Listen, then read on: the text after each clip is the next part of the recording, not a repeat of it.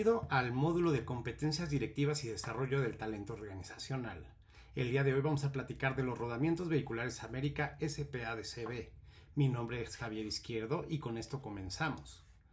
Para este caso vamos a hacer un análisis del caso de los rodamientos vehiculares América SPA/DCB, donde encontramos que el perfil de la organización es una empresa de manufactura de valeros y rodamientos automotrices bajo una licencia japonesa creada en 1969. Su ubicación está en Miami, Florida, y tiene una fuerza laboral de 700 trabajadores en 2 turnos. El mercado principal que atiende es refaccionarios y fabricantes de autopartes y su capital de ingreso es de $100 millones. La filosofía declarada es el semiautomatizado con estricto control de calidad y planes de expansión hacia la calidad total. En este sentido, el conflicto se genera con una ruptura entre la gerencia de producción y la fuerza operativa. El detonante es el uso de la herramienta no oficial denominada las pinzas abocerdas o las chatas, y en lugar de usar la herramienta autorizada por la licencia japonesa que se conoce como la ostra. El conflicto central se establece por la herramienta oficial, la ostra, que es un diseño japonés licenciado, como hemos dicho, que está obligatorio por la norma, y por el otro lado la herramienta hechiza, la chata, que son pinzas abocerdas diseñadas por un empleado, un obrero, Don Roberto. El detonante es el despido de Don Roberto por insubordinación y la prohibición tajante de la herramienta alterna. Aquí podemos un cuadro comparativo entre las herramientas, donde la ostra es de diseño japonés con licencia y las abocerdas es una innovación empírica de Don Roberto. En eficiencia, el estándar de producción se mantiene con la ostra, sin embargo en las abocerdas tenemos un 25% de ahorro en tiempo. En calidad, la ostra está certificada por la marca, donde las abocerdas han demostrado 0 devoluciones reportadas por los valeros que se realizan con estas.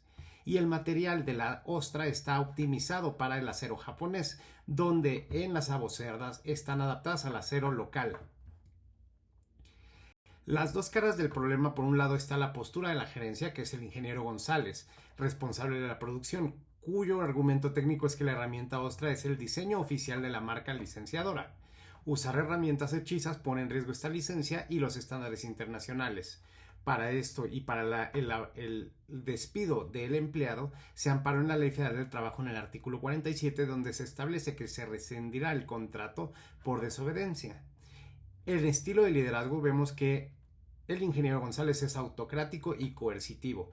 Considera que la jerarquía está por encima de la razón. Nosotros mandamos y ustedes obedecen. Y el riesgo percibido en este sentido sería la pérdida de certificación y el desorden administrativo. Por el otro lado, tenemos la postura operativa de Don Roberto y Juan Pérez, Juanito, que es quien en este caso está abogando por los empleados. El argumento de eficiencia es que las pinzas abocerdas se aumentan en productividad en un 25%. Se sostiene que la herramienta japonesa fue diseñada para aceros extranjeros y muchas veces no ha estado disponible, lo que originó la creación de las abocerdas o las chatas, y la innovación local se adapta a mejor a los materiales disponibles. En el liderazgo moral podemos encontrar que Juan Pérez posee la confianza de los obreros por su destreza y la antigüedad. Tiene 17 años en la empresa. Y los incentivos actualmente es que en el sistema actual de bonos no es atractivo, porque el uso de la herramienta alterna es la única vía en la que el trabajador perciba una real ganancia de tiempo y de dinero. Encontramos una contradicción entre estas dos posiciones, donde vemos que el ingeniero González, de formación del MIT, enfoque técnico y científico, tiene una rigidez procedimental y cumplimiento legal del artículo 43. Su estilo es autocrático, donde, como ya dijimos, nosotros mandamos y ustedes obedecen. Y por el otro lado, en el punto ciego, es que se ignora la eficiencia operativa y la motivación del personal en favor de la jerarquía.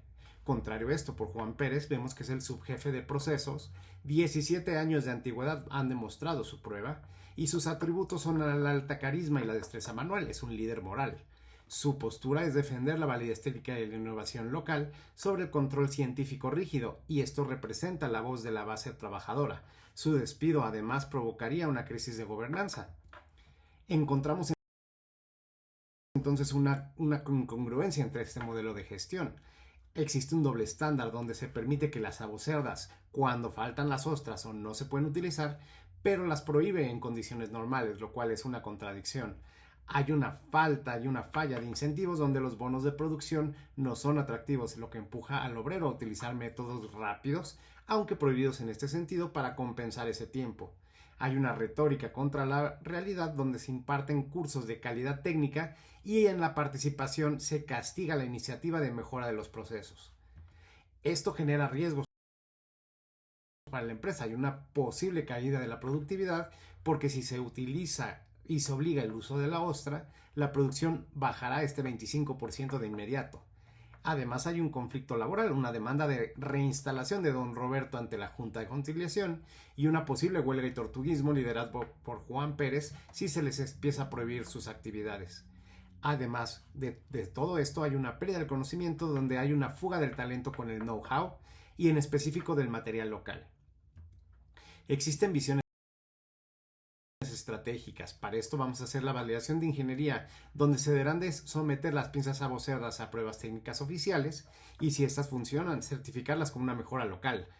La mediación laboral sería negociar con Juan Pérez para integrar a los obreros en comités de mejora continua reales. Una capacitación directiva donde haya un programa de soft skills para el ingeniero González, liderazgo institucional y por último la revisión de la licencia. Si se consulta la matriz de japonesa sobre las adaptaciones de herramientas para materiales regionales, estas podrían ser certificadas también. Con esto vamos a hacer un diagnóstico de las deficiencias que existen actualmente en esta organización. Para ello, vamos a basarnos en 4 ejes. En el primero, bueno, veamos. El diagnóstico revela que hay una organización con estructura financiera sólida, pero una cultura de gestión obsoleta. El enfoque del ingeniero González es puramente taylorista, la división tajante entre quienes piensan y quienes ejecutan, lo cual choca con la tendencia moderna de calidad total que le da la empresa y que se intenta implementar. Esta empresa tiene un diamante en bruto y eso es lo que podemos encontrar de este análisis. Trabajadores que quieren producir más y mejor. El problema no es la desobediencia, sino un liderazgo incapaz de capitalizar el talento operativo. Si no se corrigen estos tópicos, la empresa perderá su licencia, no por falta de calidad, sino por un colapso en su clima organizacional. Como dije, vamos a basarnos en 5 ejes. Para este análisis se van a considerar el reclutamiento de personal, la selección de este personal, la evaluación del desempeño, remuneraciones y desarrollo organizacional. En reclutamiento de personal encontramos como deficiencia que parece enfocarse únicamente en competencias técnicas o títulos académicos. De ahí la contratación del ingeniero González, que viene del MIT, ignorando en ese sentido el ajuste cultural y las habilidades blandas, los soft skills, necesarias para liderar equipos operativos. Como mejora se podría implementar un modelo de reclutamiento por valores. Al buscar perfiles gerenciales se debe evaluar la capacidad de mediación y la apertura a la innovación participativa. Para el personal operativo se debe reclutar primero el talento con potencial de crecimiento para alimentar un semillero de líderes internos. Para esto lo vamos a realizar bajo ciertos valores. El primero, definición del perfil del puesto, Job Description 2.0. En el perfil actual se parece sesgado hacia una técnica pura. Debemos rediseñar esos perfiles de mando medio y gerencial bajo el esquema de competencias híbridas. Por un lado, hard skills, que son las técnicas, conocimiento en Lean Manufacturing, Six Sigma, estándares japoneses, GIS. Por otro lado, soft skills conductuales, en este caso liderazgo situacional, escucha activa, resolución de conflictos y apertura a la innovación de base. Debe existir un requisito de piso. Para puestos gerenciales se debe exigir experiencia previa gestionando plantas con sindicatos o líderes naturales, no solo experiencias de oficina. En estrategia de reclutamiento interno, plan de carrera, vamos a ver el caso de Juan Pérez, 17 años en el servicio. Esto demuestra que el talento más valioso ya está dentro, pero no tiene un camino formal al crecimiento. Vamos a crear el programa de líderes a cero, identificar a operarios con alta destreza y carisma, como puede ser don Roberto, y formarlos formalmente como supervisores. Esto como ventaja nos hará reducir el costo de reclutamiento externo y asegurará que el jefe entiende perfectamente los retos del material y la herramienta antes de imponer una norma. En la definición del reclutamiento externo, el filtro de unidad Debemos evitar contratar a otro ingeniero González que choca con la cultura obrera y el proceso de reclutamiento externo. Este debe incluir entrevistas de panel inversas donde al candidato a gerencia no solamente se le entrevista por el director general, sino también por un subjefe operativo, como Juan Pérez en este caso. Esto mide la capacidad del candidato para respetar y validar el conocimiento técnico de sus subordinados. Por otro lado, se deben de realizar pruebas de simulación en crisis. Evaluar cómo reacciona el candidato ante una propuesta de mejora hechiza de un empleado, si la rechaza por ego o pide pruebas de calidad. En términos de la marca empleadora, el employer branding, la reputación de la empresa en Miami se verá afectada por el despido de Don Roberto. Si se corre la voz de que esta empresa es autoritaria y cerrada, el mejor talento ya no querrá trabajar allí. Debemos crear una propuesta de valorar al empleado, PBE, reposicionar a la empresa como un lugar donde la innovación obrera es premiada. Por otro lado, debemos utilizar casos de éxito. Si se logra validar que la pinza avocarda, en este caso debe utilizarse en campañas de reclutamiento para atraer a técnicos que busquen un mejor lugar donde su opinión realmente cuente. En la selección del personal, nuestro segundo eje, vemos la selección del personal, donde encontramos que la deficiencia está en que existe un sesgo de autoridad académica sobre la experiencia práctica. La selección no está siendo validada contra la inteligencia emocional de los mandos medios y superiores. Como mejora, se podrían incorporar assessment centers, centros de evaluación, donde los candidatos a gerencia deban resolver conflictos con obreros simulados.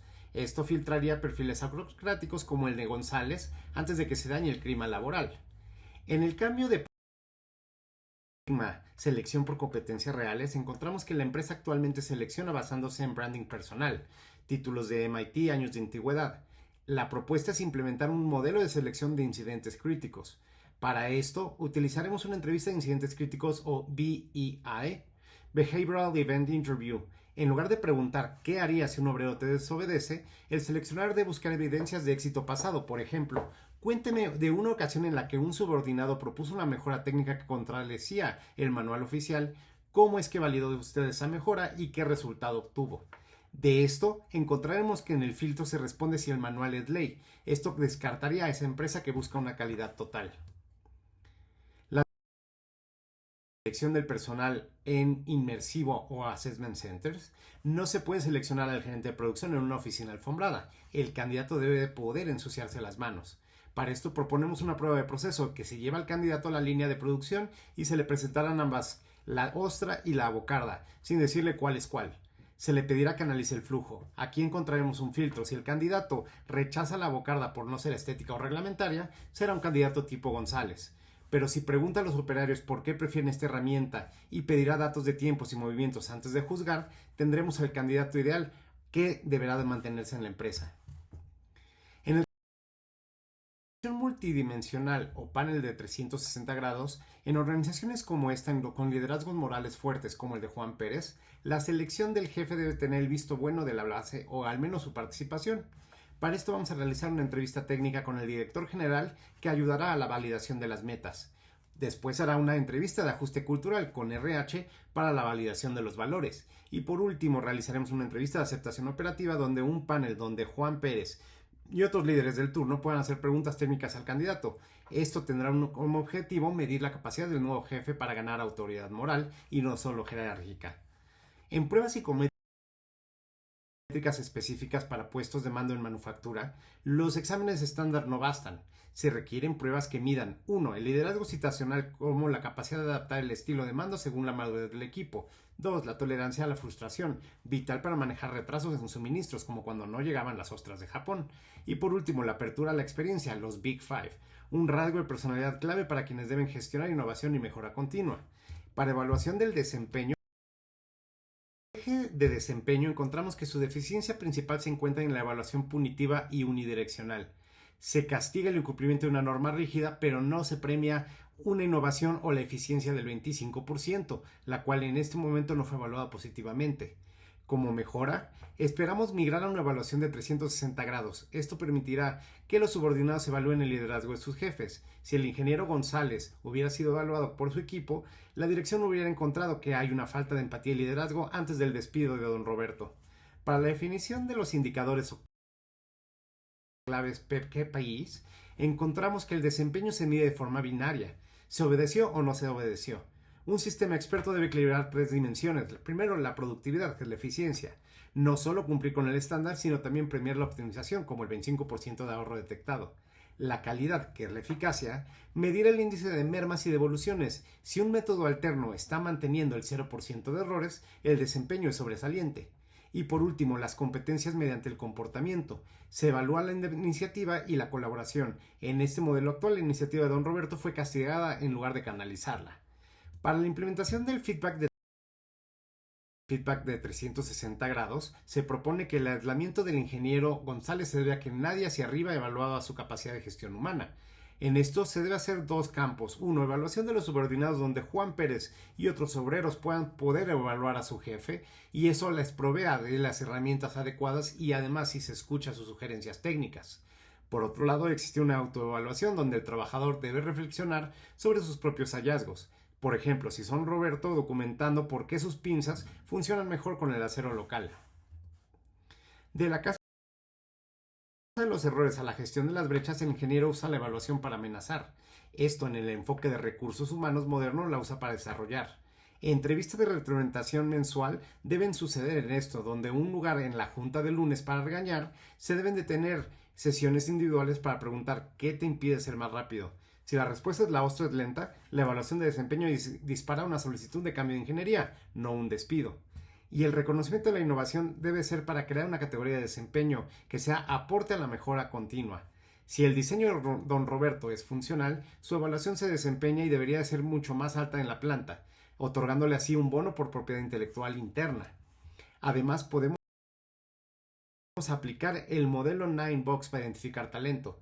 Para evitar despidos injustos de personas valiosas, recursos humanos deben mapear al personal en una matriz de potencial contra desempeño. Don Roberto y Juan Pérez, por ejemplo, estarían en el cuadrante de estrellas o talentos clave, alto desempeño y alto potencial o carisma. Estas personas son las a las que se les debe cuidar. Se les escucha y se les promueve, no se les amenaza. Por otro lado, el ingeniero González podría estar en el cuadrante de enigma, alta capacidad técnica pero bajo desempeño en liderazgo. De esa manera, Recursos Humanos podrá generar una capacitación intensiva en habilidades blandas y no darle más autoridad de control. Para nuestro eje de remuneraciones encontramos que el sistema de incentivos es ineficaz en este momento. El texto menciona que el dinero del incentivo no vale la pena, lo que obliga a los trabajadores a usar herramientas prohibidas para ganar más tiempo y el personal, en lugar de ganar dinero, gana para la empresa. Rediseñar la curva salarial y bonos de productividad es una de las mejoras que se propone. Para esto los incentivos deben ser alcanzables y significativos. Se recomienda un esquema de ganancia compartida o gain sharing. Si un trabajador como Don Roberto propone una mejora que ahorra el 25% de tiempo sin perder calidad, una parte de ese ahorro económico debe ir directamente al salario. Para la vinculación con incentivos reales, la evaluación de desempeño no sirve si no se impacta el bolsillo y la motivación. Por eso se deben de crear incentivos por metas colectivas. Si en el turno de Juan Pérez se rompe el récord de producción, por ejemplo, utilizando los métodos validados, el beneficio debe ser compartido para todos. Y además deben de existir los salarios emocionales. El reconocimiento público de una mejora técnica, como oficialmente llamar a la herramienta Pinzas América Don Roberto, tiene un impacto al desempeño mayor que cualquier amenaza. Dentro del desarrollo organizacional DO, encontramos que la deficiencia está en la desconexión total entre el discurso y la práctica. Se habla de mejora continua en los cursos, pero se despide a quien la aplica. La cultura es esquizofrénica. Para mejoras se deben implementar ciclos de calidad Kaizen. En lugar de que Don Roberto invente herramientas en secreto, la empresa debe proveer un foro semanal donde los obreros propongan mejoras al herramienta japonés. Si la herramienta es superior, se documenta y se estandariza. Además, encontramos que se encuentra en una etapa de entropía cultural del desarrollo organizacional. Esto sucede cuando la energía de los empleados se consume en conflictos internos, juegos de poder y mecanismos de defensa, como usar las pinzas escondidas en lugar de enfocarse en la misión de la empresa. Se debe de alinear la cultura y la estrategia. La mayor deficiencia es la incongruencia valoral. La empresa dice que busca mejora continua, que es estrategia, pero por un lado el liderazgo practica el castigo a la iniciativa, que es la cultura. Se debe hacer una intervención, realizar un diagnóstico de clima y cultura. Es vital mapear qué tan lejos está lo que el ingeniero González dice de lo que los obreros viven. Se debe generar una gestión del cambio, implementar un modelo de cambio como el de Kurt Lewin, descongelar, mover, recongelar. Descongelar, aceptar que el método rígido japonés no es infalible en el contexto local. Mover, validar las pinzas abocerdas y reintegrar la confianza de los líderes, como Juan Pérez. Y recongelar, institucionalizar el nuevo proceso de validación de innovación obrera. Para esto, además, en la gestión de líderes naturales y líderes formales, el DEO debe resolver que la pugna del poder es lo que nos ha causado este problema. Actualmente Juan Pérez tiene más autoridad moral que el ingeniero González. Esto es una estrategia de redes, Social Network Analysis. Identificar quiénes son los nodos de influencia en la planta, como Juan Pérez, que es un influencer positivo de la empresa y está tratando como un enemigo. Y además identificar quién es un socio liderazgo. En lugar de amenazar a Juan, el DO debe proponer convertirlo en un facilitador del cambio. Si Juan respalda una norma, el resto de los 700 trabajadores la seguirán. Si Juan la cuestiona, la norma fracasará. Para el diseño de sistemas de comunicación ascendente, esta empresa es solo descendente. El DO debe requerir canales que el conocimiento del piso llegue a la gerencia. Por ejemplo, un buzón de ideas con recompensa, no solo para quejas, sino también innovaciones técnicas. Y reuniones de town hall, espacios donde el director general, no el ingeniero González, escucha directamente las preocupaciones de la fuerza de ventas y la producción. Esto llevará obviamente a un incremento de las utilidades y ganancias de esta empresa.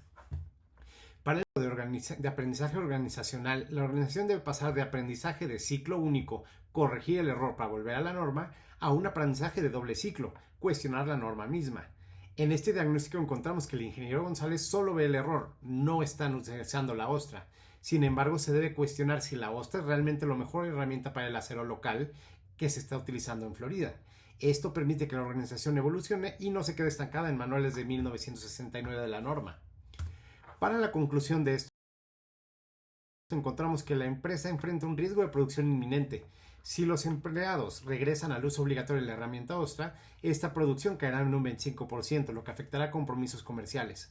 Además, el clima laboral se encuentra en un punto de quiebre que podría derivar en huelgas, tortuguismo o demandas laborales masivas. Por ello, de esta conclusión, la meta debe definirse como transformar la subordinación en innovación organizacional. La acción inmediata deberá ser detener amenazas de despido y abrir una mesa de diálogo técnico operativa. Y se debe redefinir la visión de la empresa, donde la calidad no se impone, sino se construye con quienes operan el proceso. De esta manera, y siguiendo puntualmente estas recomendaciones, la empresa saldrá de este bloqueo que tiene actualmente y podrán generar mayores ingresos. Eso ha sido un placer en el análisis con ustedes. Muchas gracias y que tengan buen fin de semana.